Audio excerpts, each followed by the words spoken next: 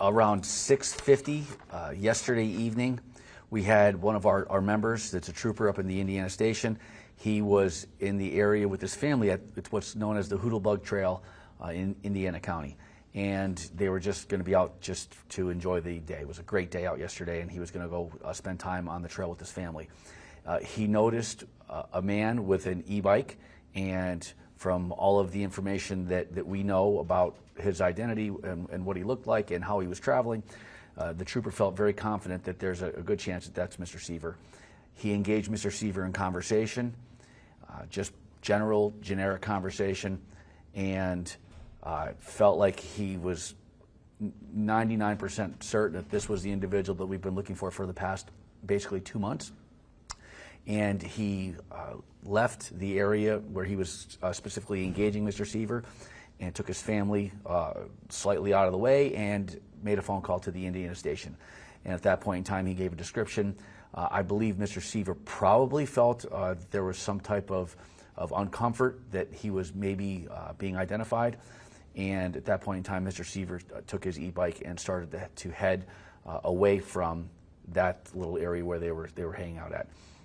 Very shortly, within 10 minutes, the Indiana Station had a car that was in the area, was able to identify Mr. Seaver with the e-bike, with the backpack that he had, and they took him into custody without incident. He didn't put up any type of struggle.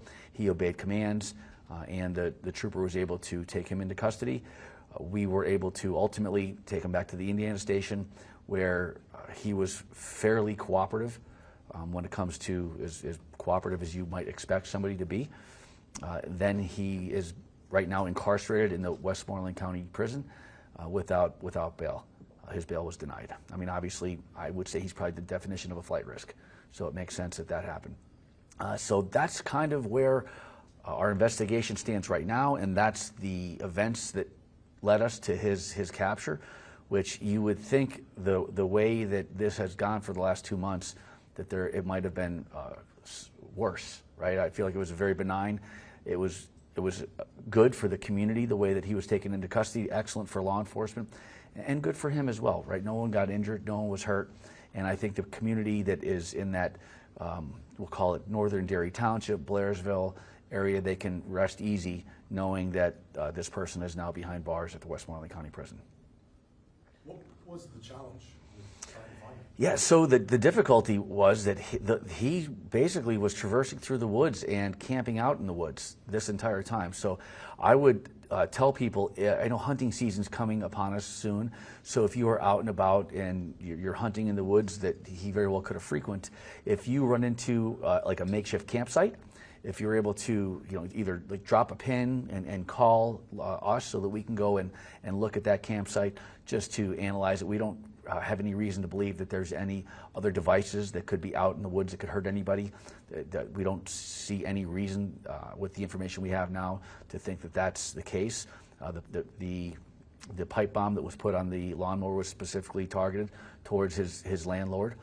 So we don't see, and we never really saw a threat basically to the general public.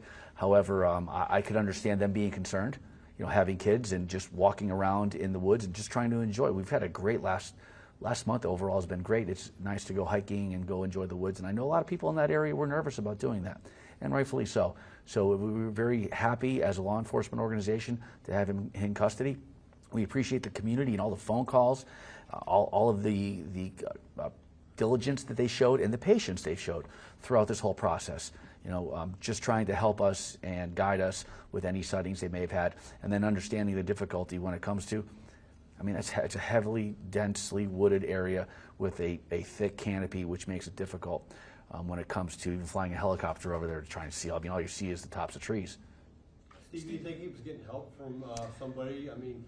Yeah, so that bike's only got a hold of charge for so long. Yeah. So that's some of the things that we initially thought for sure somebody had to be helping him. Right now, we don't have any information that would lead us to believe that he was being helped. It appears that he was trying to basically survive in the woods himself by taking cleaning himself off in the stream and trying to survive with sustenance and finding food.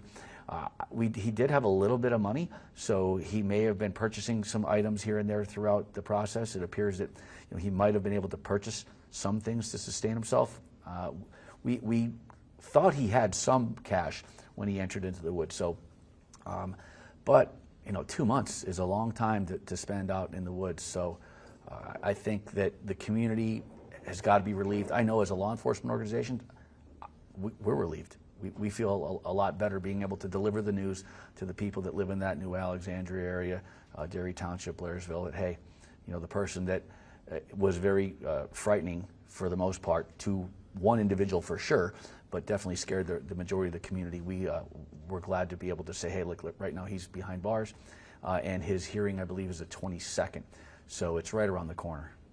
Steve, any word on the last time we talked, the fire at the landlord's house Sure. was listed by the state police fire marshal as suspicious. Sure. Any word on whether or not that's been elevated to an arson and whether or not Seaver is connected to that? Yeah, so where that investigation stands when we're talking about what we believe that most likely could be an arson because of it's suspicious in nature, because there's no electric in the area where the fire started, we haven't gotten lab results back that would indicate there was some extra something that would cause the incendiary action to happen where it catches fire. We don't have any information that would show that. We also still believe that it's suspicious in nature. Can we say he's the one that committed that crime right now? We don't have the ability to say that. So if you have information and you're in the general public, you saw some unusual activity and you did not come forward, maybe because you were afraid, right? And now the person that we have behind bars maybe is the person you might have been afraid of. You can obviously call us if you have viable information that we can utilize. We don't specifically have evidence that we can say is directed to one individual or another. Have you spoken to the landlord since you captured Yes, he realizes that we finally have the person that tried to, basically, let's be honest, kill him, right? We notified him, and obviously he's relieved that we have him behind bars right now. So he's very relieved, as the general community. I mean, I know that one person was specifically targeted, but I could tell you firsthand, I've had dozens of people get a hold of me just specifically, whether because they have my phone number or through email, however they're able to try and track me down, just to hear words of encouragement that they're okay to go out and enjoy their backyard. So I think it's very important for the community, and we really appreciate them. We took, if I said dozens of phone calls, that's a lie. It's more than that. I bet you we took 100 phone calls about all the different people that were trying to reach out to us.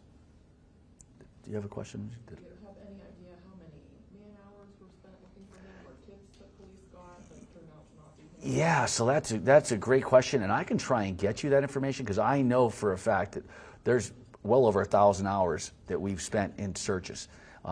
Then you have to throw in the helicopter, right? The expense and the costs, and I don't know because it's real early on in us finding him and working with the DA if that's any ability for some type of restitution for someone causing such a big financial burden on the Commonwealth and the local and state and federal organizations that were trying to find him. So that's something that we'll be sitting down with our DA about to see if restitution in any way, shape, or form can happen.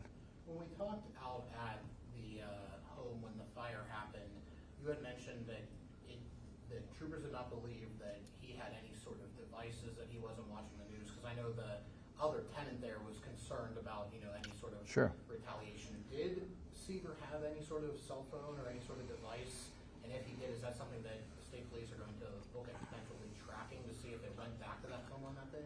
So he hadn't had a cell phone or any electronic device that we were aware of for very early on in our investigation, and that's one of the things that might have made it a little bit more difficult.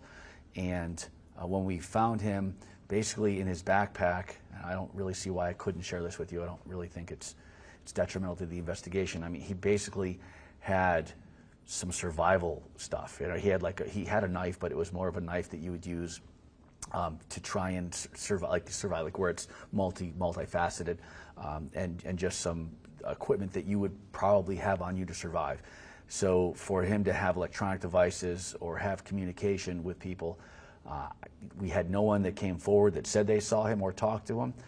So, I mean, basically for the last 2 months, it appears that he really hasn't had what we would consider human interaction or any electronic device capability. The fact that troopers saw him out in at this trail, I think was very fortunate. I mean, we're always working. Let's be honest. I mean, when you take an oath like this, you're always on duty. You know, that trooper was put in a kind of a rough spot because he had his family was there, his kids, and Mr. Seaver having a backpack kind of makes it so that you can't really do as much as you'd want because you have your family with you. So he did what we'd want anybody in the general population to do, right? Be a really good witness, try and be cognizant of keeping yourself out of harm's way, and if you can keep an eye on the individual at the same time.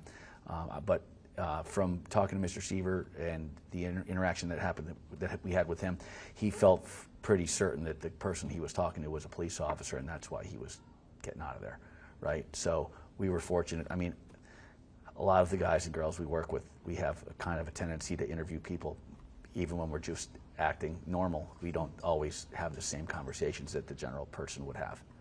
Steve, there was a $5,000 reward. Yeah. Does the trooper get the reward, or is he not allowed to have a reward because he's a trooper? Sure. So that was a question that happened. You know, the trooper is the one that discovered him. He laughed it off, and said that I have zero desire to collect that, whether I was allowed to collect it or not. So for us, it's a moot point. It's the last thing that he was concerned about was any type of reward. He felt relief because he serves that community. He lives in that community. Obviously, if he's taking his family for a walk on that trail, it shows how much relief he has, right? Being able to just identify him. And I can't believe after the 2 months, I'm not going to lie to you, I was concerned.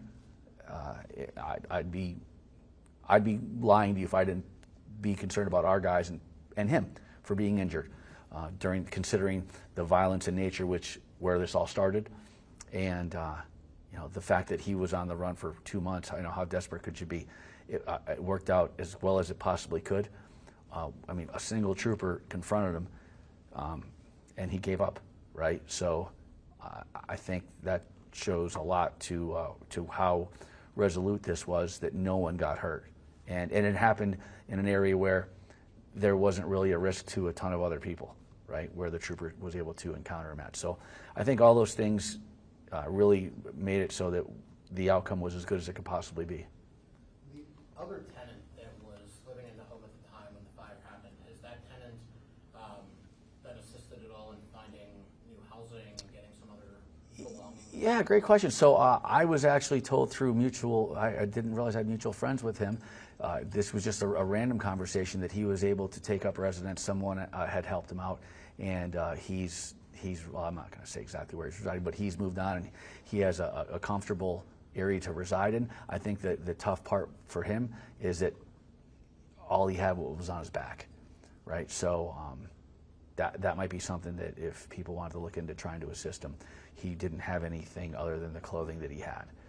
But he did have a place to live. Somebody took him in and they helped him out in that regard.